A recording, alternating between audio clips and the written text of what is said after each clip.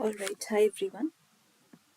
So, we have learned so far about so many question types in the reading module, and today we are going to focus on few of the questions. And among them, the first one which we are going to discuss is summary completion questions. So, let's read about the questions first, and then gradually we'll move on to the tips and strategies. And of course, in the end, I'll be showing you the sample question. How does the summary completion question look like? So let's read about it. The summary completion questions appear regularly in the IELTS reading test, so you need to learn how to answer them. So, what is summary? A summary is basically a short, clear description that gives the main facts or ideas about something. So, in this case, it's a short summary of information from part of the text that's been set for your reading test. So, for summary completion questions, you will be given the text, a summary of information from a section of the text with some gaps where words have been missed out. So you may also be given a list of words to fill the gaps with, or you will be required to do one of the following tasks. And what is that? First is either you will be asked to fill in the gaps with words from the word list, or you might be asked to fill in the gaps with words from the text. So these are two options which will be given to you. What else? There are few skills which you need to master this question type, and that is you have to skim the summary for general meaning, then you have to scan the text for specific information, you have to identify the keywords, recognize synonyms and paraphrasing, and use the context to make predictions. Okay, now what are the key tips? Vocabulary. So, summary completion questions are all about vocabulary. You need to be able to recognize a wide range of synonyms and also paraphrasing to score highly. Now, second is answer order, of course. The answer orders are usually in the same order in the text as the order of the missing words. That means the order of the questions. So, on the rare occasions that they aren't, the keywords will help you to easily spot this. Now, words from the text questions. Take careful note of how many words you should write for your answer. For example, no more than 2 words. So these kind of instructions will be given to you. You have to be very well aware of these kind of instructions because your answer depends on the word limit which is given to you for that particular question. And yes, it will keep on changing for every question type. So read the instructions very carefully before you actually start attempting any kind of question in your reading paper. Now, list of word questions. There will be more words in the list than there are gaps in the summary to fill. So you won't need them all. Your task is to select the correct ones. Okay. Now, prediction. So when you read the summary, try to predict the type of word you need to fill each gap from the context of the sentence. So use other clues if you are able to predict the word form, example, and adjective. Look for the adjective closest to the keyword in the text. Time management, if you're struggling to find a specific missing word, take an educated guess and move on. Please do not waste your time on one single question. That is what is suggested. Check grammar, don't read it all because you do not need to understand each and every word. Then what are the common challenges? Of course, you can go through them by yourself when you're self-evaluating and rewatching the video.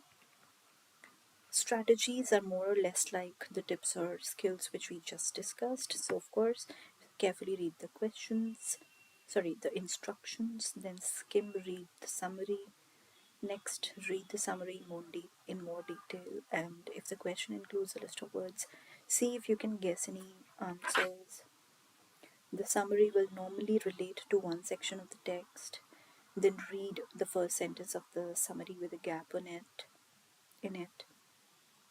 Identify one or two keywords and scan the section of the text for them. When you found the part of the text with the answer in, read it in detail to identify the word you need either in the text itself or from the word list.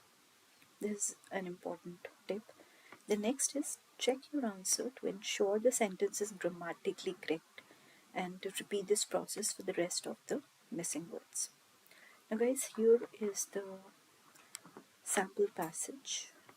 Okay, and this is how your summary completion would look like. For example, you have to use one word only here. You cannot use more than one word as an answer.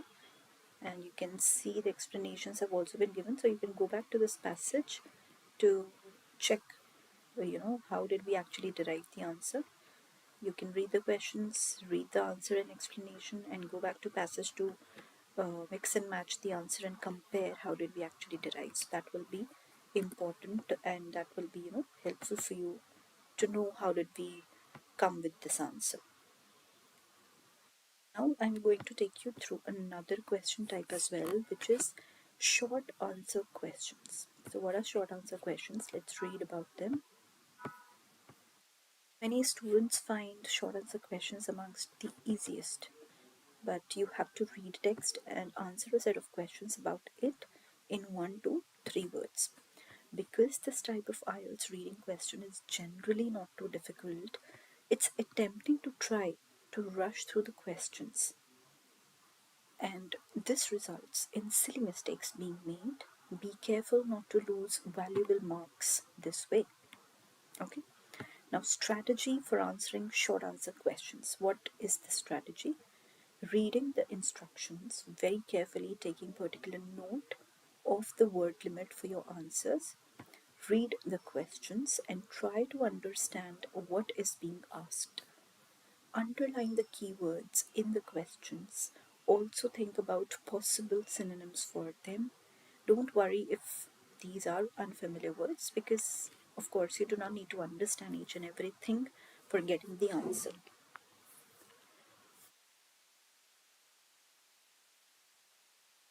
Next is skim read the text forth. Of course, go back and reread the question one, then scan the first paragraph, maybe the second as well, until you find the location of the answer. Now repeat this process for each of the questions.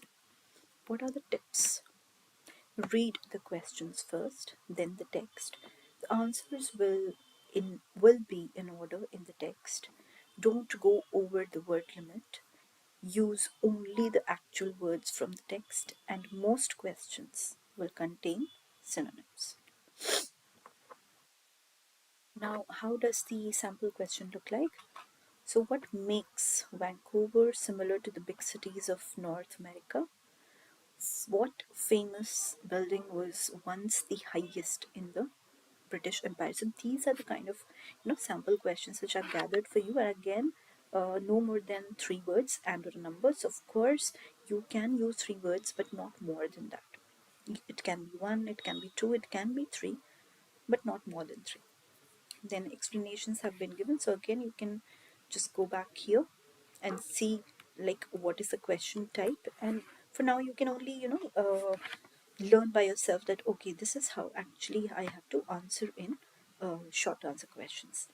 So guys, that was all from my side, and very soon I'm coming up with another video which we had missed out last week. So I'm going to cover up that topic as well, so please stay tuned and very soon join us with the Friday class. This was Thursday's class which was missed, and missed as in I did take the session, but some technical glitch came in and it was not able to upload and download the data, and hence it's not being shown there, but definitely now it will. So very soon, in the same way, I'm going to cover up the lesson for Friday as well again, although I did take the class, but again due to the technical glitch and YouTube live, something went wrong and it couldn't get uploaded. Anyway, so I'm coming up very soon with the Friday's class, and Friday's class was, I think, plans and notes. So I'm going to take up that question. It is again again related to the reading module, so please stay tuned. Thank you guys for watching.